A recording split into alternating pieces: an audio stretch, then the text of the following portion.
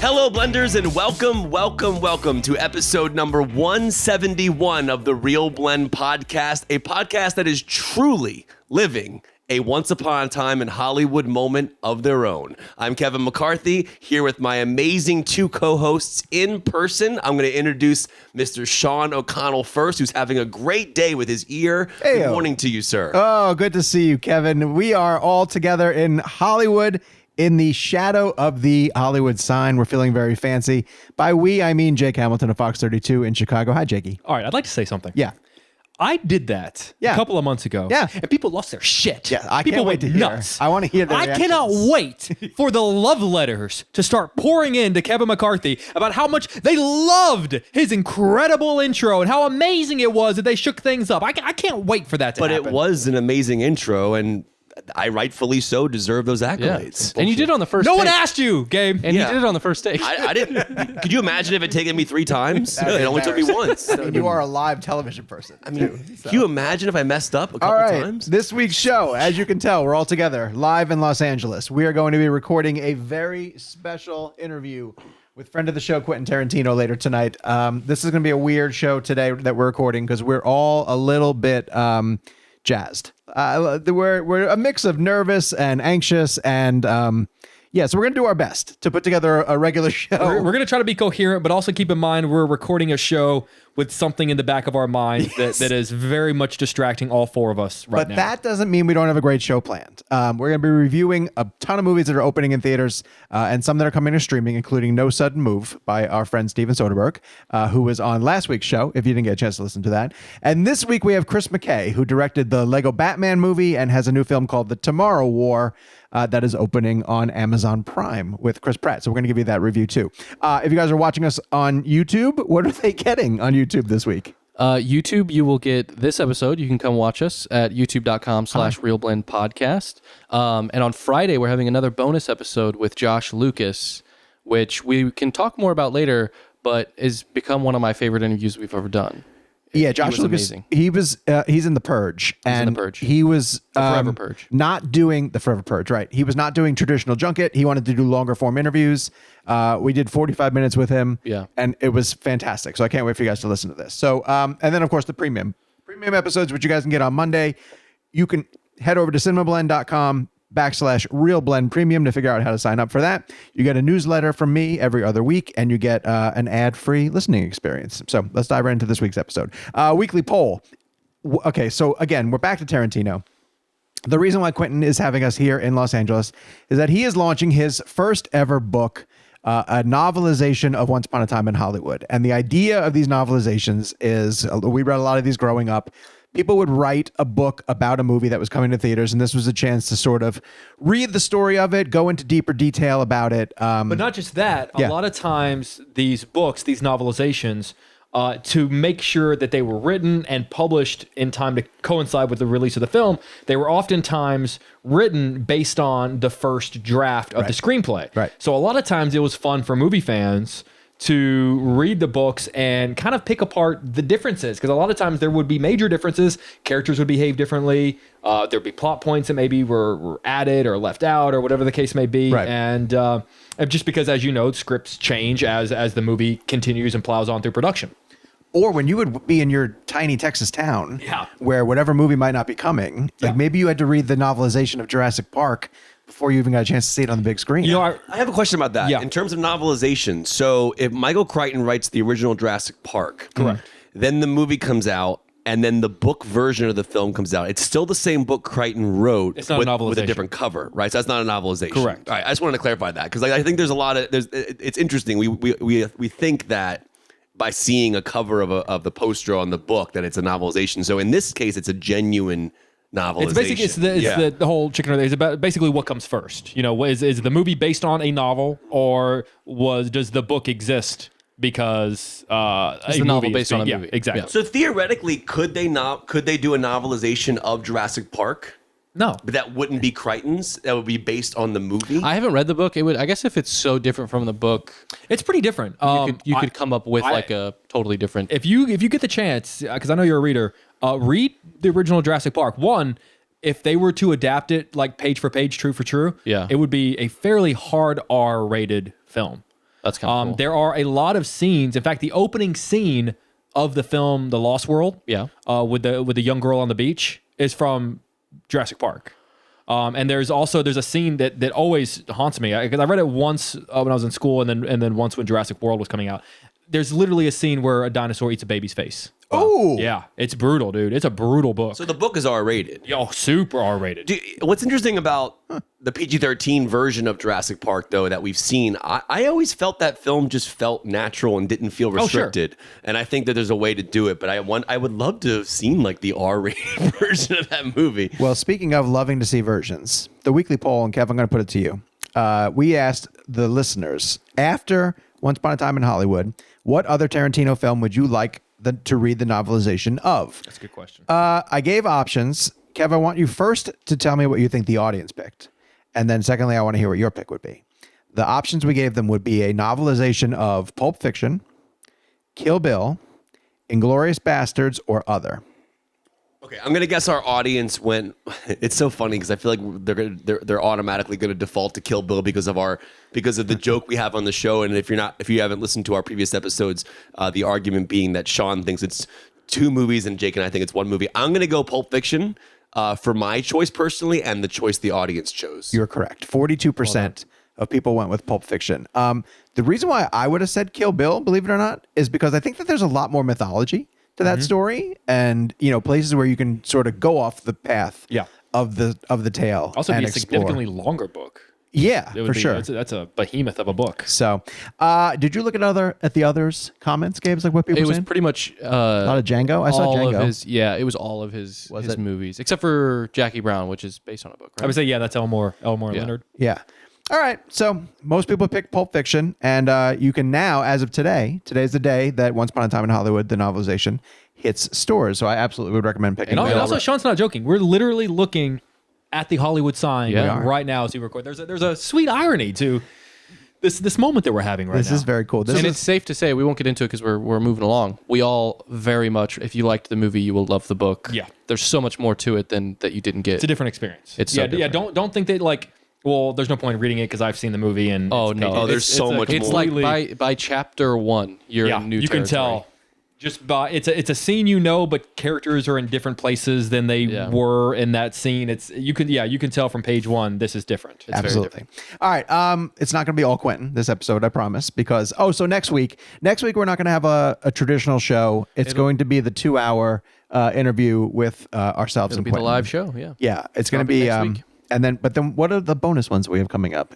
We have Josh Lucas this week, and then I don't think we have a bonus next week. I could be wrong. But. Okay, gotcha. And in the meantime, we have Chris McKay. Chris McKay, again, directed The Tomorrow War with Chris Pratt, and he was nice enough to come join the Real Blend podcast for a deep dive into this film and a couple of other teaser spoilers for things he might be doing with DC. So, without further ado, Chris McKay for the Real Blend podcast. Chris, how are you, sir? Good. How are you? How you doing? I'm doing wonderful. Thanks for taking the time. So Chris Pratt carries these franchises, Guardians and Jurassic World, and so what does he bring to you as a collaborator on a big set piece movie like this? Yeah, he's a huge movie star, so movie star charisma, and people want to work with him, so that's really nice. Like everyone wants to work with Chris Pratt. He's a generous guy, really. Like he's what you see is what you get with Chris. Like that's he's the real, like there's no artifice. Like that's who Chris is. He's really he's just a really good guy, a really solid guy, works really hard. He's got a great work ethic. And so for me, I like that because I like to think that I work hard and bust my ass on the set. So I want somebody there who's in the trenches with me too. So Chris is that guy. As an actor, he's a guy who can go from he can do Star-Lord, he can, Jurassic World type stuff. He can do Zero Dark 30. And he brings a tremendous amount of vulnerability, and he's unafraid to be emotional. He's unafraid to try things. We would try different, each take we would try something different. It was always like, let's experiment with this. Let's try a little bit of that, and he was never like, there's no resistance. He was always like game to try. He's always game to do stuff. So he's always coming to play, so I really appreciated all of that. Like, he was just you know, at the end of the day, he's a great partner. Like you'd be lucky to work with someone, you know, half as generous and wonderful as Chris. Chris, I had to pause your movie halfway through to text some really close friends of mine who are also action movie junkies and say, Chris McKay made a 90s Bruckheimer film here. And I meant that with all due respect. I mean, I was enjoying myself so much because I got to this one point where, like, in the middle of your film, there's an action set piece where in my mind I thought, well, this has to be the end. And it's not. And so I don't want to give away any spoilers, but like, was it deliberate for you to mess with structure? Is that what appealed to you about this take?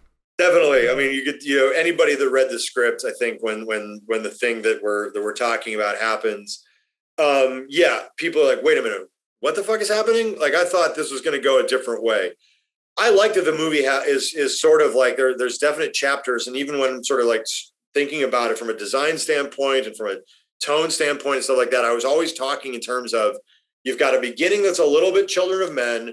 Like, you want it to sort of feel a little bit slightly dystopian. And it doesn't go, Children of Men is a beautiful movie. It wouldn't go as far as Children of Men, but just as something to chase, right? Like, from a filmmaking standpoint, we're going to chase a little bit of Children of Men in there. It's going to very slowly, I mean, the people land from the future, yes, but then we go back to the regular world, and you're just in Chris Pratt's point of view. You're just seeing what Chris sees and what Chris understands. You're seeing how the world's changed, the dystopian, you know, how the world's getting a little bit more dystopian. And then very slowly, the sci-fi things, you know, he gets an armband.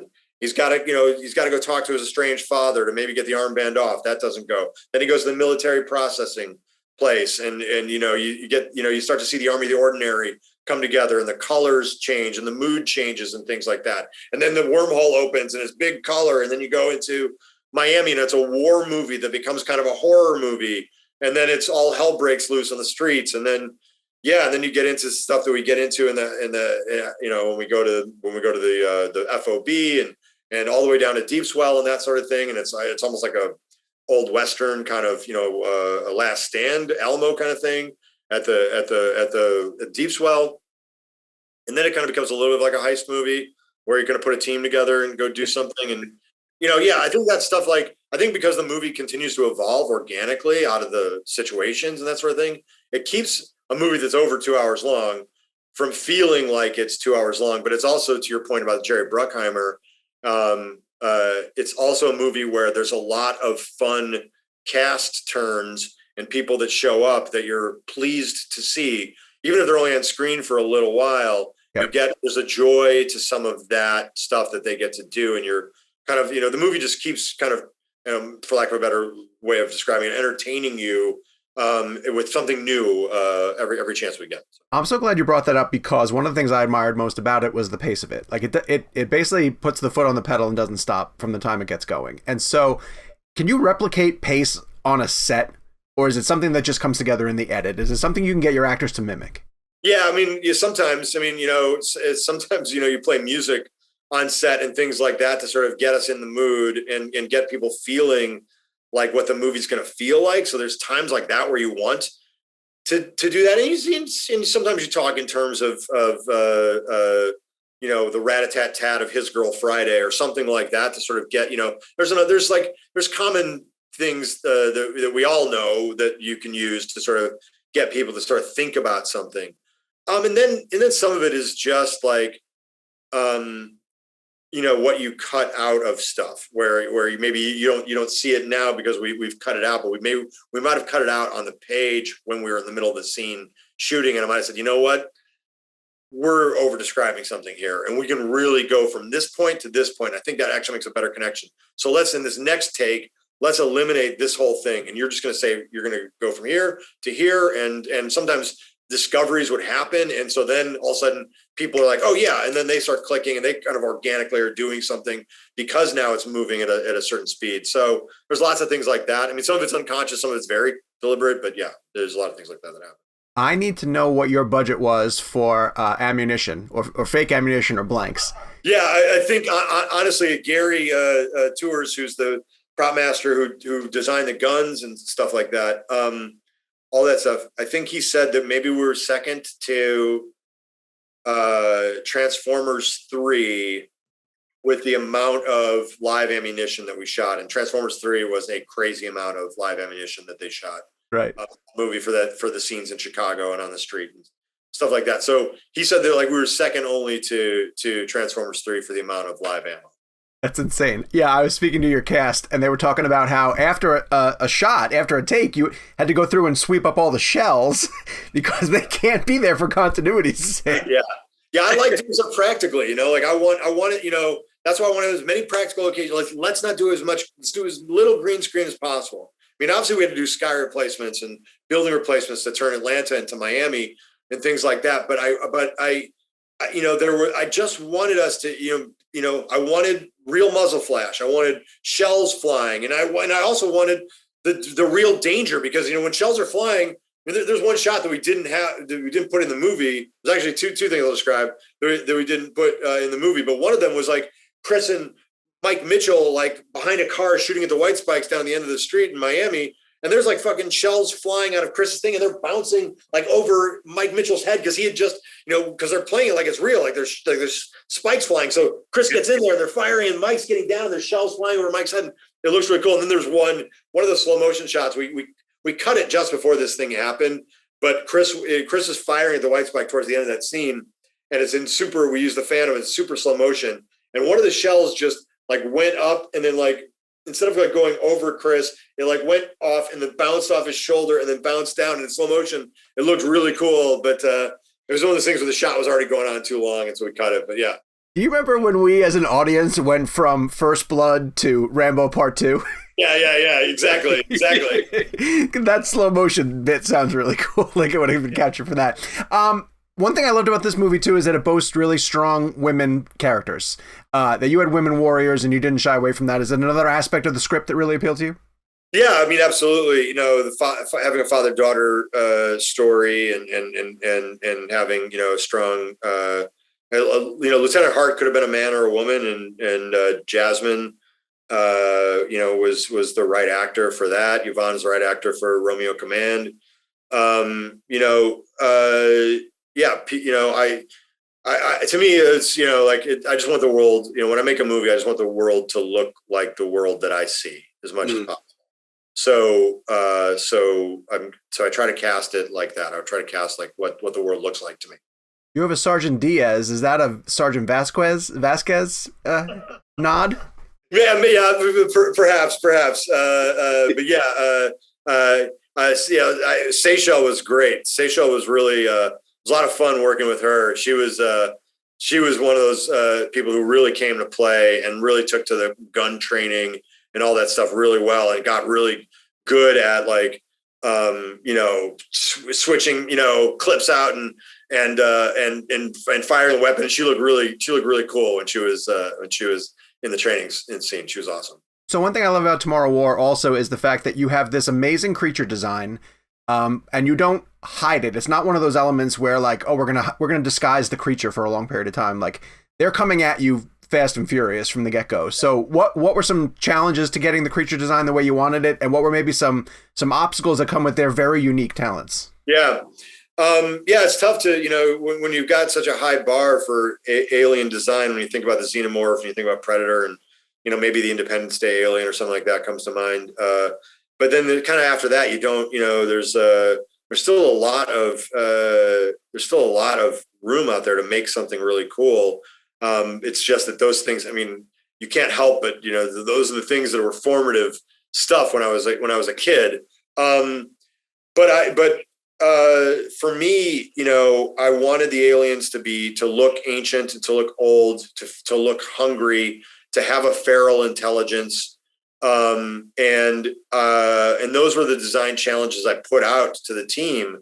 And they came up with some really cool, really odd stuff. And one of the reasons why we settled on this is because there was you could understand that they had armor that was impenetrable, that they could armor up. They could also communicate to each other. They had offensive weaponry with the tentacles and that sort of thing. And so there was a lot of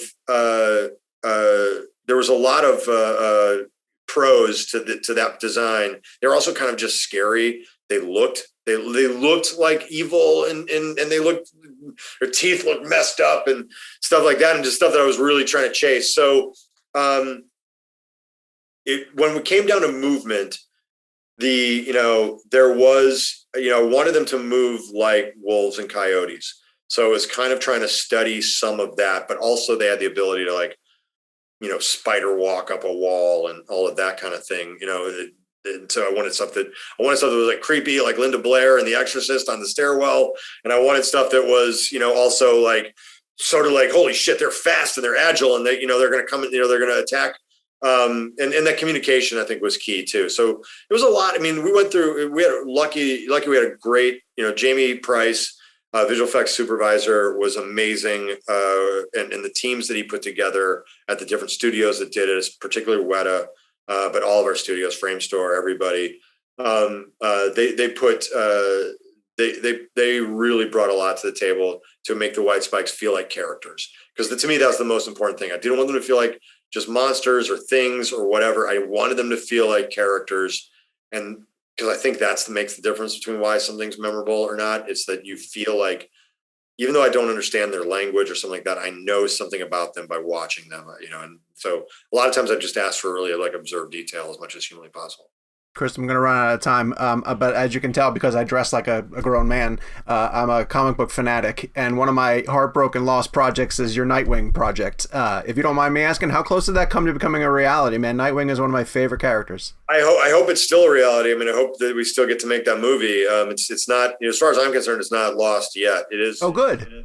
It is obviously something that, they've had other priorities, they've had other challenges, and they've had things that they need to do. And I think that they found their way. I mean, I think their recent successes and the stuff that they're planning on doing now, I think opens the door for us to be able to still do a Nightwing movie. And whether you call it in an alternate universe or you pick sort of in their multiverse version, which universe it's part of or whatever, there's different ways into it. But Nightwing is a big action-packed, emotional movie. It's very similar. It may not budgetarily, it may not be similar to what we do with Tomorrow War, but from a scope and scale standpoint, as far as like the kind of action and the kind of heart that's there, that's what Nightwing is going to be all about. So yeah, I mean, seeing what you did with this movie, I can't wait to see Bloodhaven. I'm sure it's going to look phenomenal. So yeah, I can't wait to do that too. That's awesome, man. Thank you so much for your time. I loved this movie. It was a great time. Thank you very much. Yeah, it's good seeing you. Thank you very much to Amazon Studios for giving us time with Chris McKay. Really great guy. And check out the Tomorrow War when it opens, when it hits Amazon Prime. Jake is actually reenacting a special chapter of Once Upon a Time in Hollywood where Cliff is giving someone a ride in their car. We are very, very excited for the live show as our talking points, but we're going to go right to this week in movies because there's a lot of stuff that's opening up and some of the stuff we haven't seen, including The Boss Baby, Family Business, is opening in theaters. No one's seen? No one? Boss Baby? Nothing? I'm talking to Alec tomorrow. Are you really? Yeah. No, you're not. Yes, you're flying home. Oh, after I talk to Alec. For real? Yeah. Oh. I wanted to do that junket, but then like everybody who was doing it bailed out on it, essentially. Really? Unless you're Jake Hamilton. Yeah. Yeah. Alec Baldwin. No, we didn't get Alec Baldwin. Again, it's a online versus Boss Baby.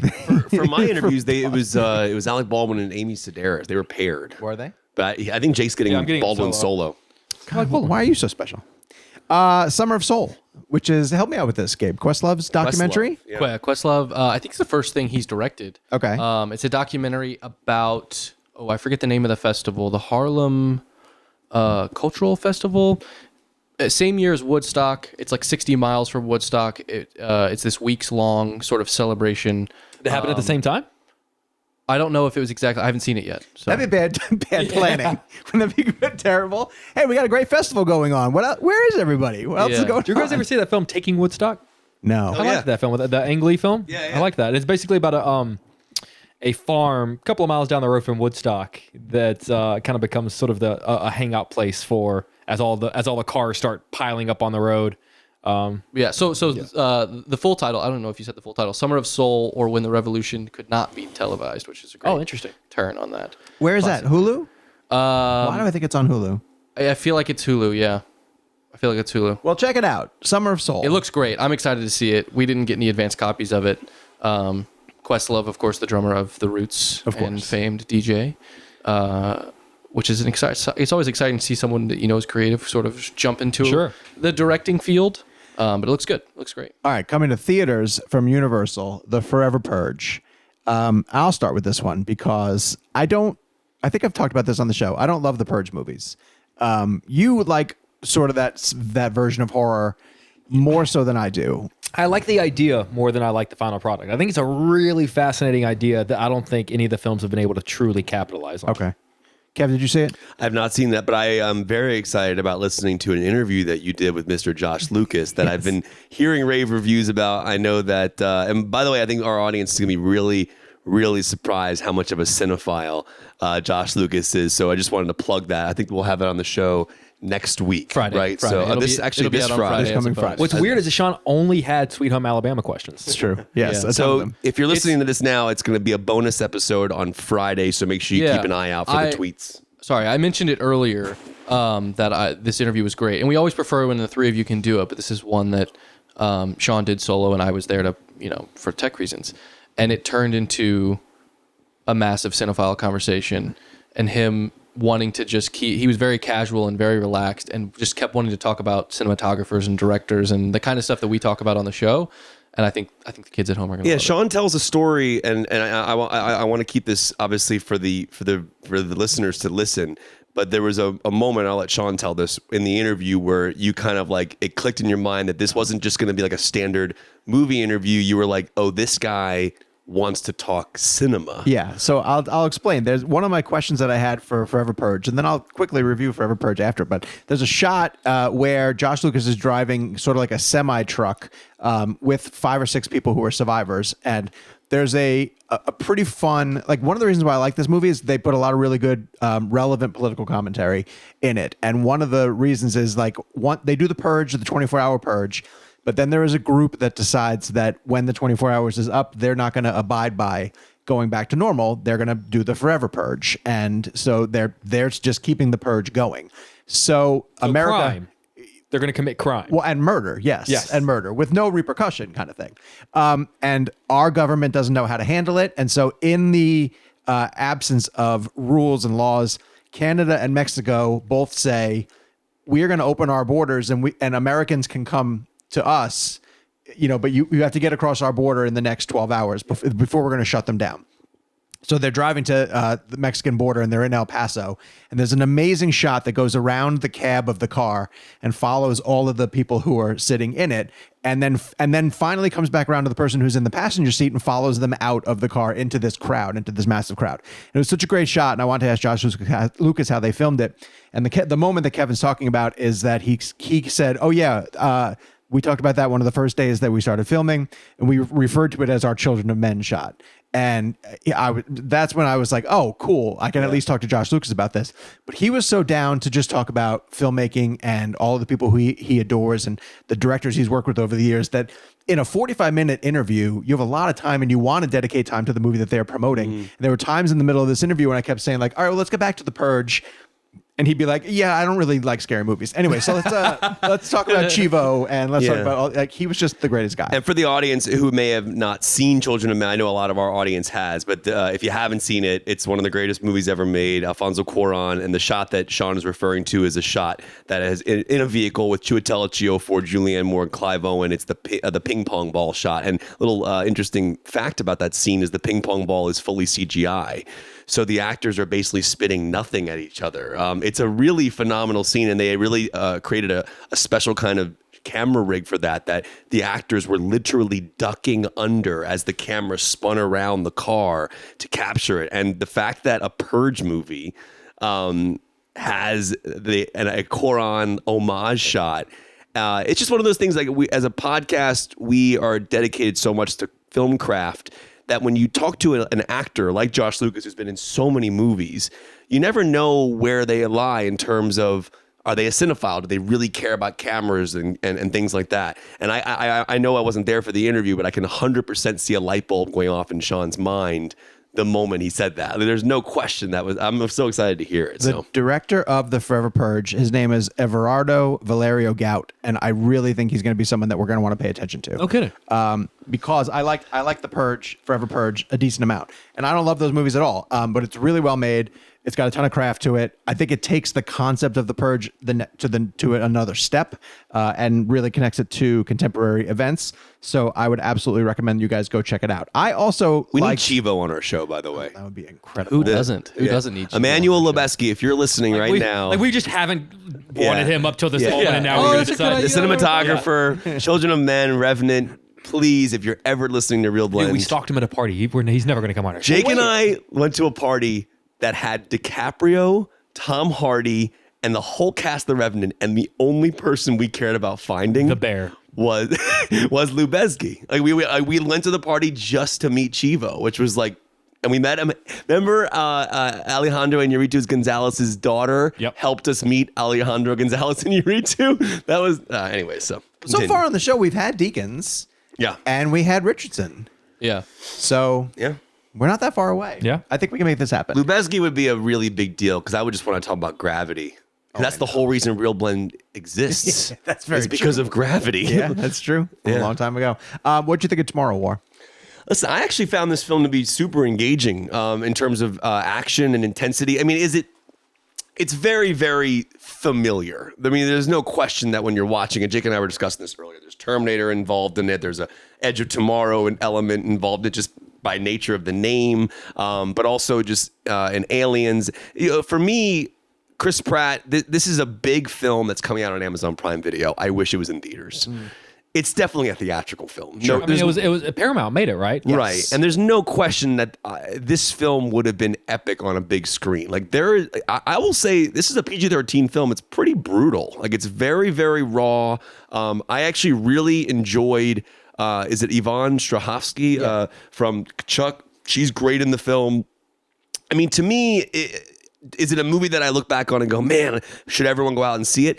It's worth watching maybe on Amazon Prime at home. Like the action is very good. I thought Chris Pratt was solid in the film. But Jake, I don't know if you're with me. It wasn't anything like special, but I didn't find it to be bad. The fact that a movie this big and is this much of a spectacle, and the nicest thing we can say about it is it's worthy of watching on Amazon Prime, I don't think it's a compliment. Let me clarify that. When I say it's worthy about watching on Amazon Prime, I'm saying it's worth watching.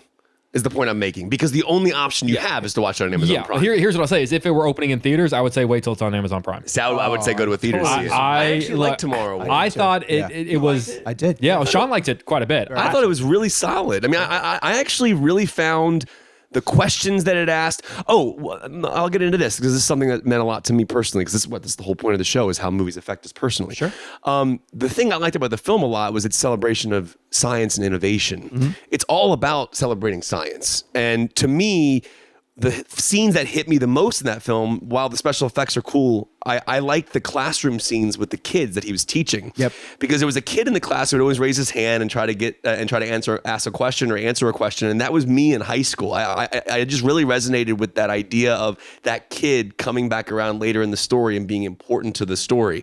To me, it's so funny. I've watched it once. This was three or 4 weeks ago or so. I remember very vividly things about it that I really liked. It's one of those things where like Jake's like, yeah, if you're saying, is it worthy of watching on Amazon Prime?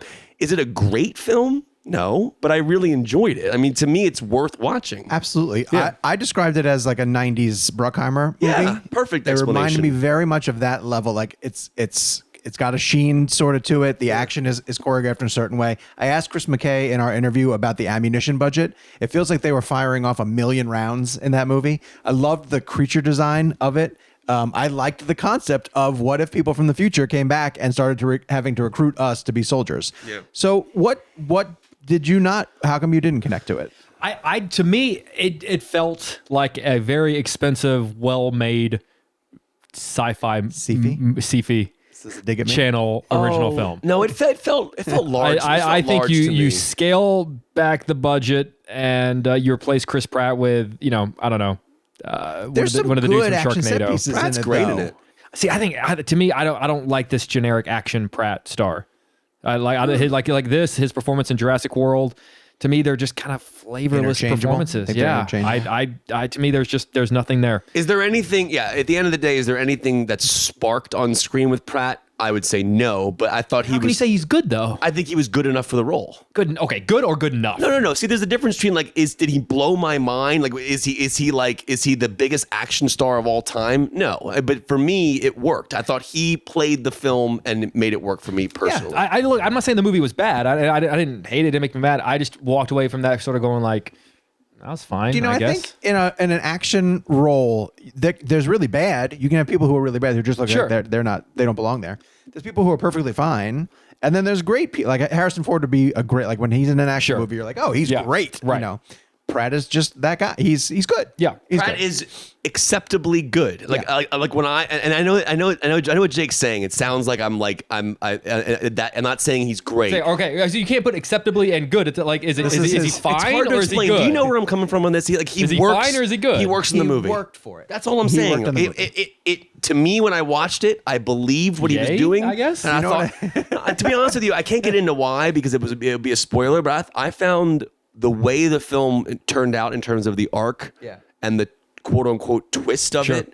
I thought that was really well done. I liked it. I thought that worked. It's weird because like when I walked away from Tomorrow War, did I say, man, Chris Pratt was brilliant in that movie? No, he just worked for the movie. Yeah. And I know it sounds like I'm kind of being negative, but I'm really not. It was a performance that worked in the world, and I enjoyed it. All right, let's move on to Steven Soderbergh's No Sudden Move. His best movie in years. I actually think, and I was telling you guys, it's like Ocean's 11 with an R-rated, out of sight quality to it, sprinkled in with Fargo.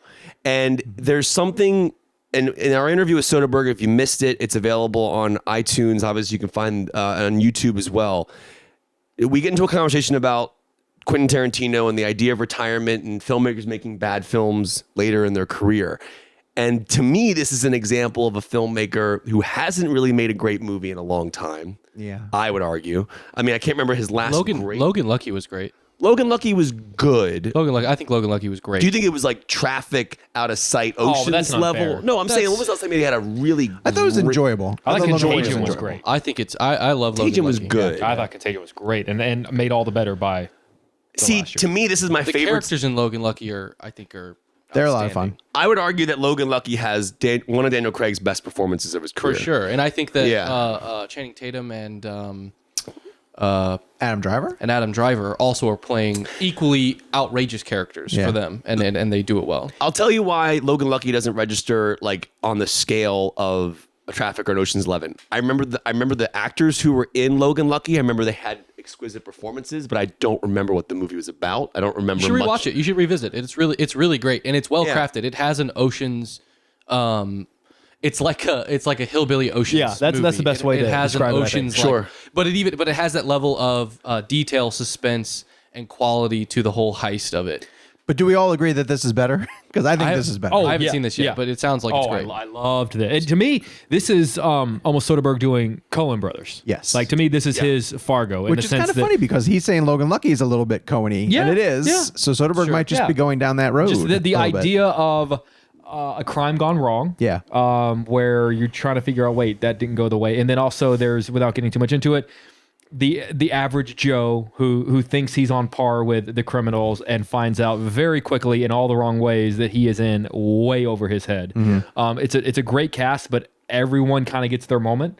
No one feels like they're in it just to be like, all these characters are pretty well established in their own right. We joke about this a lot of times in movies that when a story teases a character that we haven't met yet and they're significant, then when you meet that person, it better be played by someone good. Yeah. And when a movie drops the ball on that, I think savvy cinematographers or people who watch movies a lot will go, that's all you got? Yeah, You know? That's who it is? The performances in the film are amazing. I mean, Del Toro is one of my favorite actors of all time. And like when he's on screen, he commands such an interesting presence that I'm just always fascinated by every detail of his performance, his mannerisms, his eyes. There's something about his eyes. And there's a really fun moment in the film. The characters, if you listen to our Soderbergh interview, the characters are wearing these like really freakishly weird, simple masks. So I'll give the storyline. So essentially David Harbour's character and his wife and his kids live in this home. David Harbour's character has access to a certain document that is connected to a negative aspect of the automobile industry. It's actually a really profound film because it really kind of digs into a history of Detroit that I didn't know much about. So like through the entertainment of what Soderbergh brings as a director, I actually learned history about Detroit. Yeah. So to me, without getting into it, that title card at the end was very interesting. 100%. And like to me, it's a win-win when a film is not only just entertaining, but it's also like I had absolutely no idea that the neighborhoods were displaced in this way, that this was all happening. I mean, obviously we have a concept of kind of that time period, but I didn't know the Detroit specific story. And I think at the end of the day, the basic premise is Harbor has access to a document that is kind of that would be damaging to the automobile industry. And some type of character wants access to it. He hires these 3 bad guys, Kieran Culkin, Del Toro's character, and then Don Cheadle.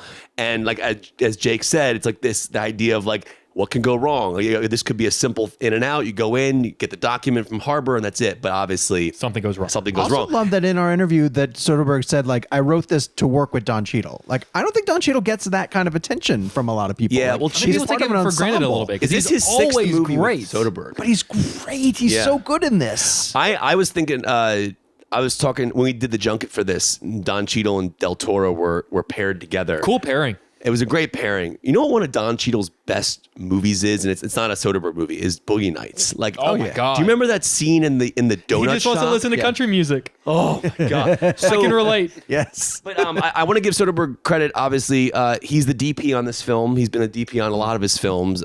He's named Peter Andrews as the DP. You learn that about that in our interview, which is interesting as well. I love the lens choices in this film. It was a very, very immersive, very deep depth of field, I would argue, just in terms of the way the lens captures the atmosphere. Yeah, I want to let people in on a little bit behind the scenes too. Like Kevin will watch something before us and he'll start texting us about very specific technical details. And when he's like, guys, the lenses in this movie, and I was like, all right, Kevin's on a tear.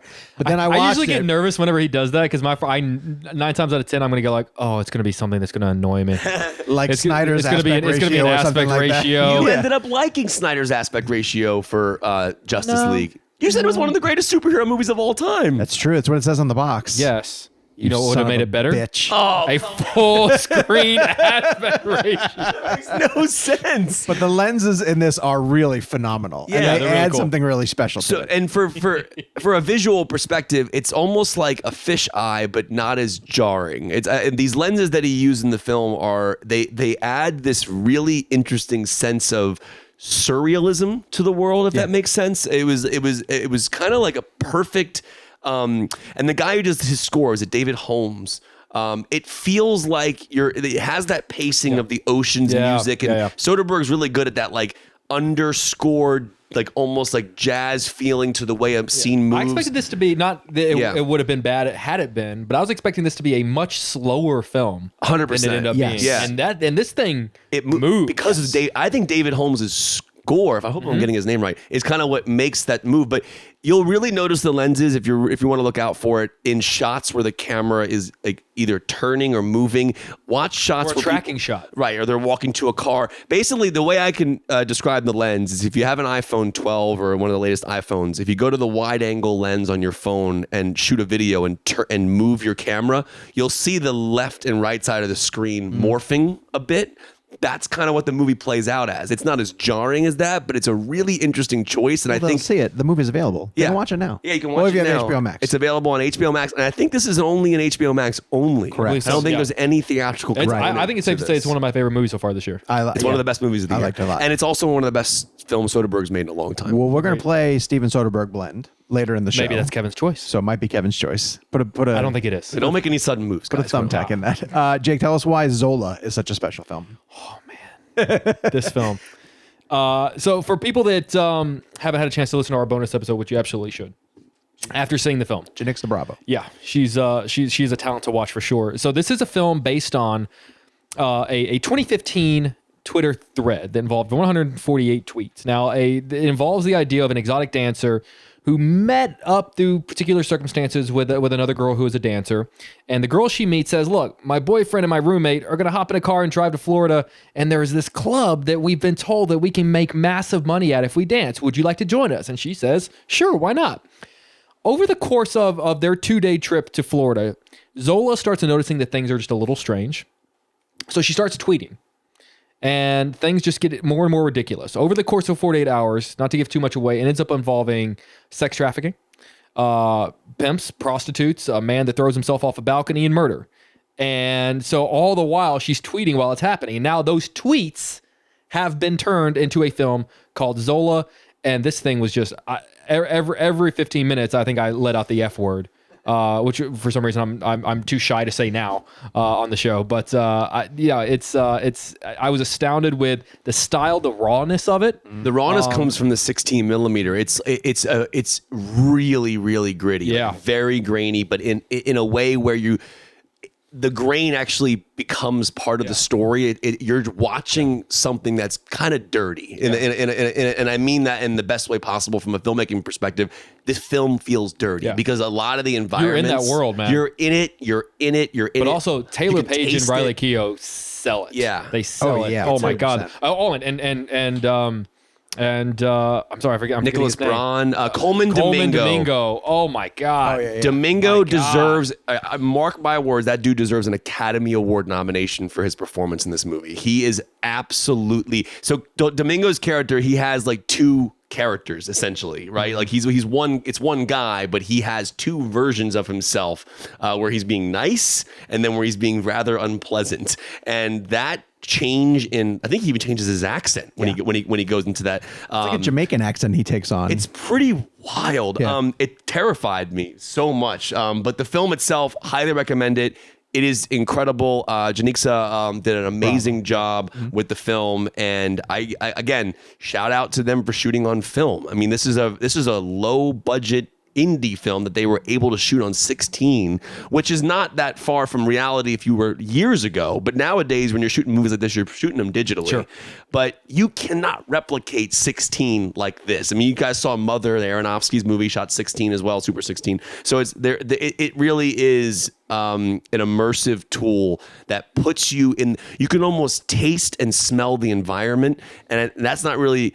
That's something that there's a whole sequence, which I guess is part of the Twitter thread, so it's not really a spoiler, where a character is having sex with multiple men throughout the night. And it is just horrifically gross to watch, but you feel like you're there.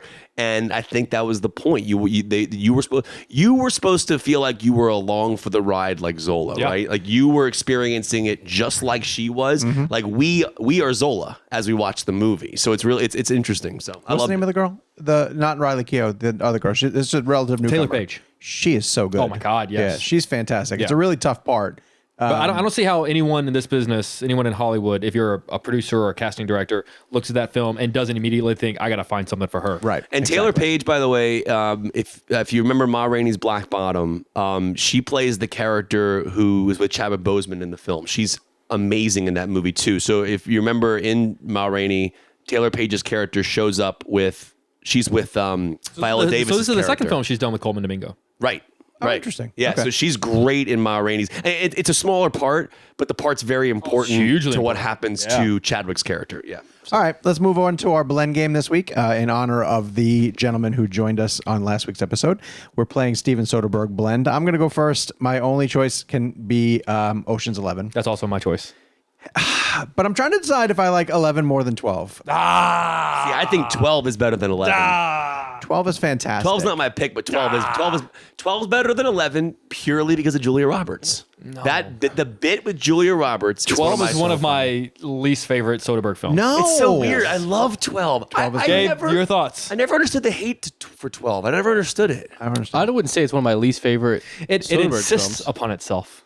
I like 12. It is. Man. It's very aware of what it is. The Julia Roberts bit's brilliant. No, that is a brilliant bit. Brilliant. But there's a lot of stuff leading up to. I understand what Jake is saying. It has a lot of artistic flourish that could be perceived as excessive if it's not working. 11's if Ocean's 12 were a person, we would describe that person as douchey. Okay, that's fine. Yes, See, I don't. But see, it's taking on a European culture. I never it got wants the to be 12 hate, man. somewhat I never European. got that. Like 12. Now, granted, keep in mind, I think Soderbergh has said that 12 is his favorite of the trilogy. Has he really? Because it So. is. Oh, interesting. Doesn't mean he's right. Well, anyway, No.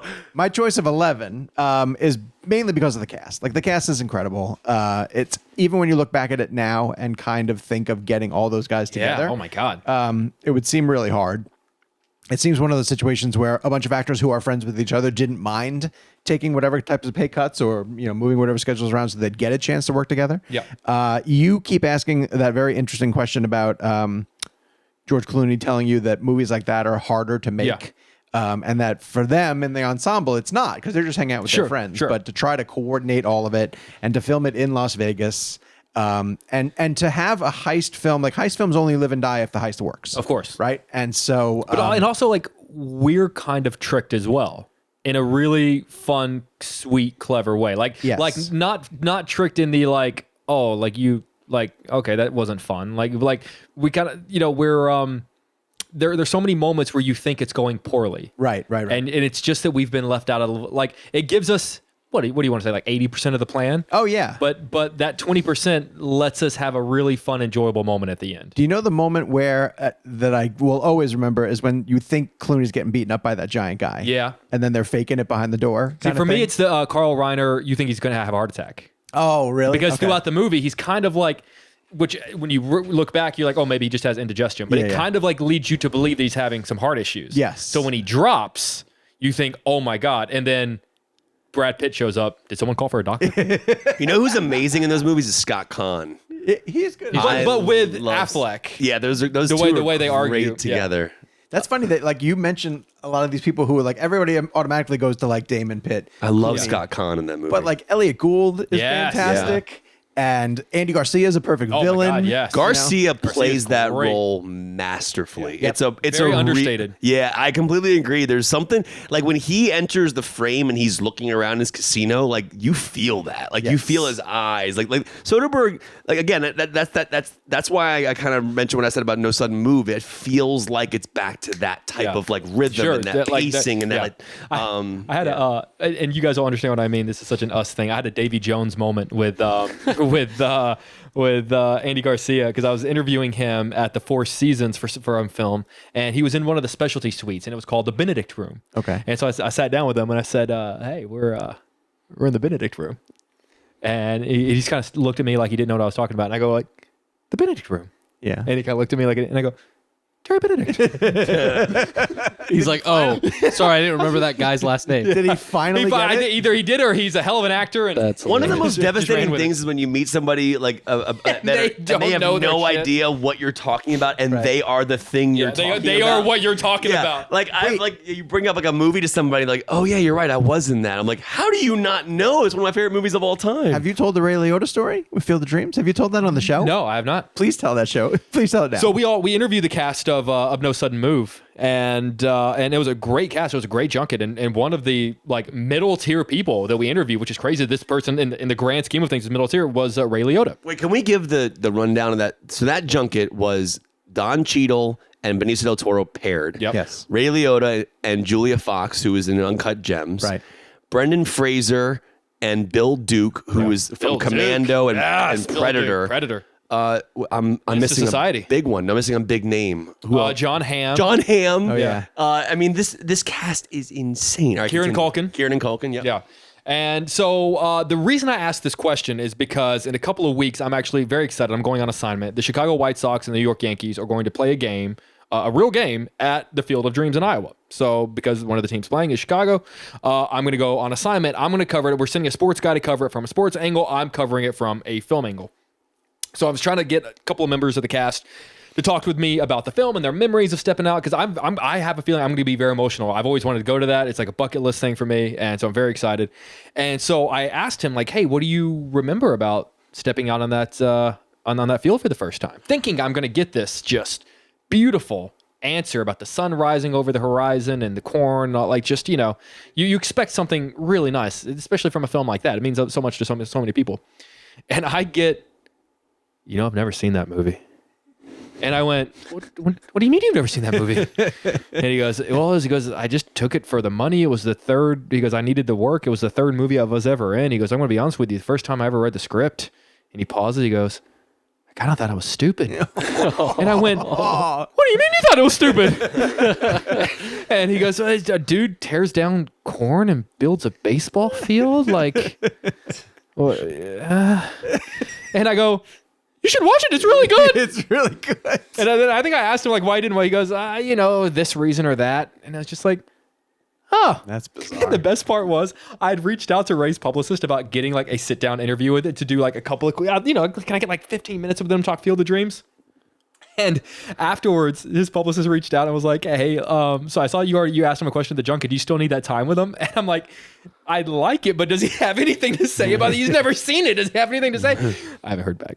You should say, like, we should watch it together. We should watch it. Oh. I pitched that. It did not go over as A well as Ray you think it Liotta would. commentary track would be great. This is stupid. This is stupid. So, yeah, He's just tearing down corn. All right, What does he think this is? Interstellar? we both liked Ocean's 11. Kevin, what's your pick? Mine's Traffic because I I rewatched recently. It holds up it's so a well. masterpiece. I remember seeing it at Regal Kiln Creek.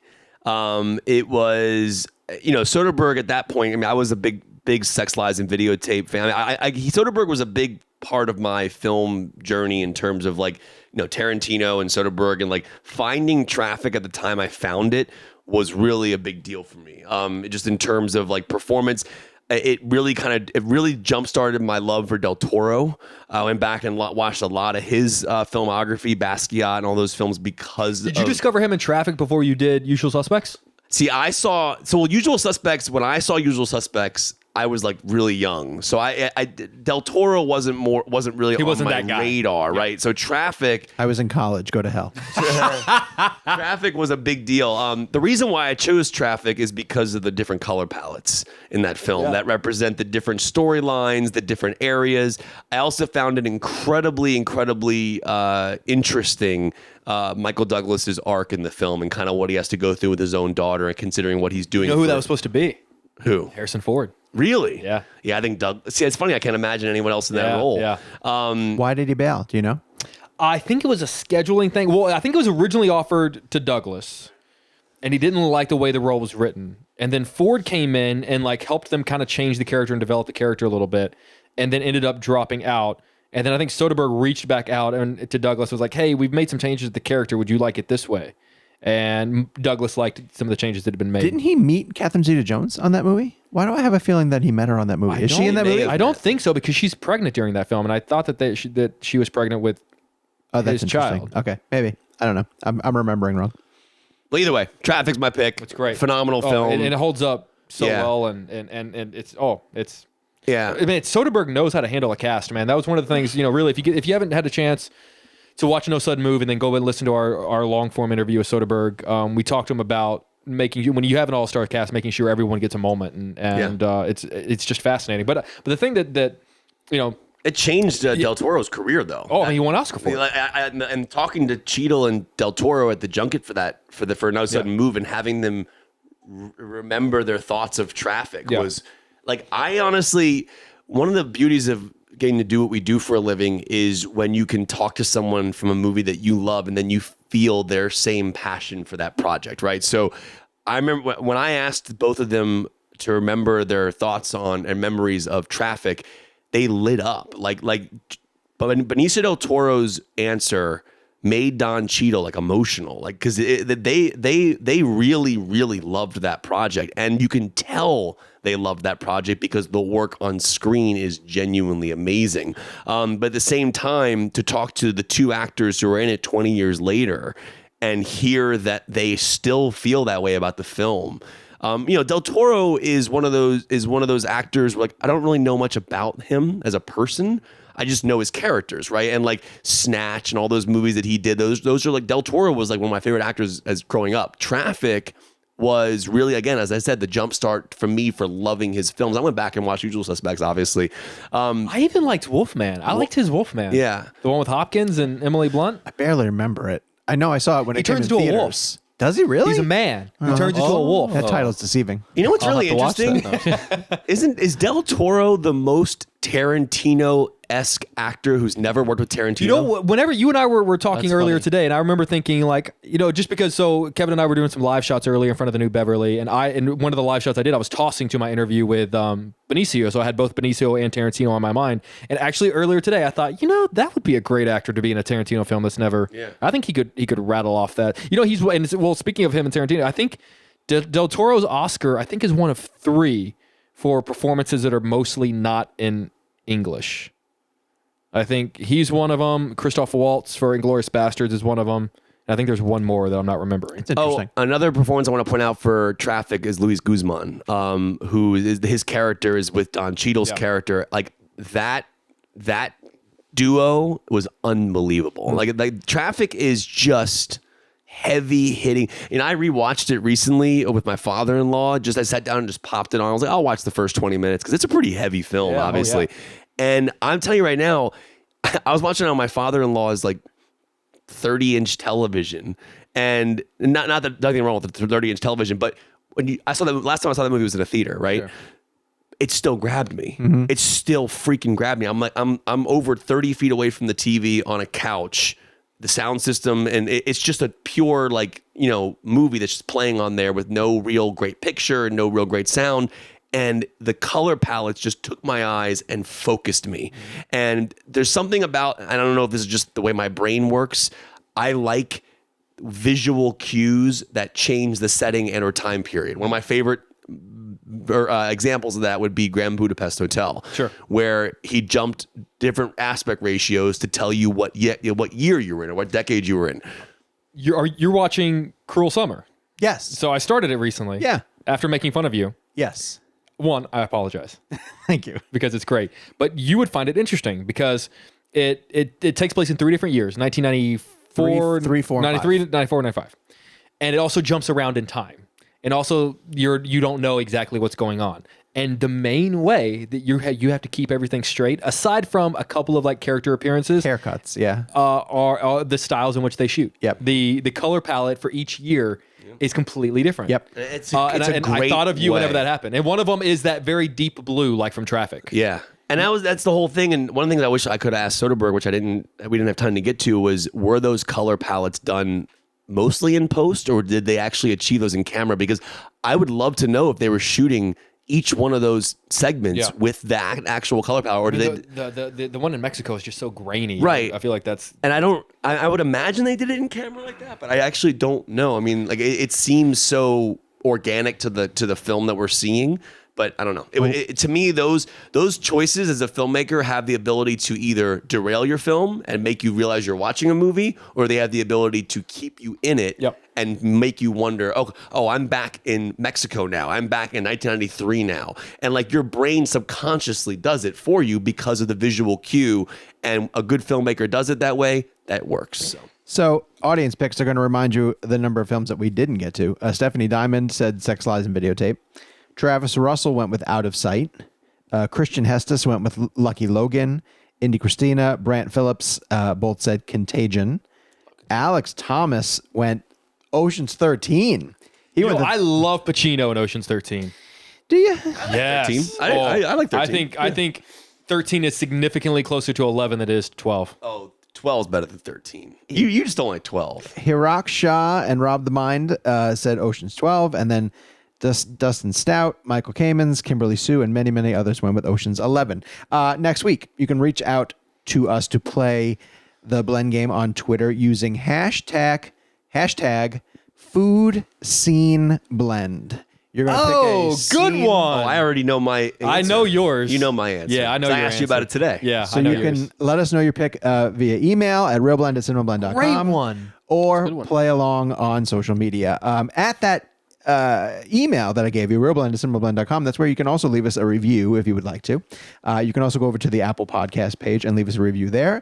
When you do, we will read them on the show. Our next premium episode is going to be something new that we are trying called the IMDb game. And so we'll see how that works out.